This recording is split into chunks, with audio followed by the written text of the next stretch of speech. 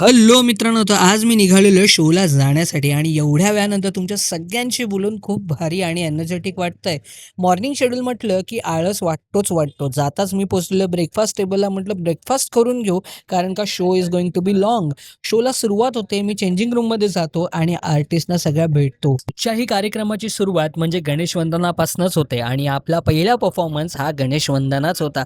तर गणपती बाप्पाला नमन करून आपण कार्यक्रमाची खूप छान प्रकारे सुरुवात करून दिली आणि त्यानंतर सगळ्यांकडनं माझ्या कामाचा आणि कोरिओग्राफीचा आदर झाला आणि जेव्हा आपल्या कामाचा आदर एवढ्या छान पद्धतीने तर मजाच वेगळी येते.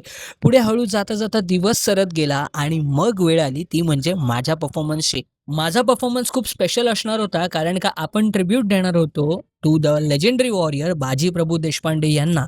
परफॉर्मन्सला सुरुवात होते. लोकांच्या टाळ्यांच्या कडकडाटामध्ये आमचा दणदणीत परफॉर्मन्स सुरू होतो. अंगामध्ये एक नवीन जोशचा येतो. डोळे पाणवतात.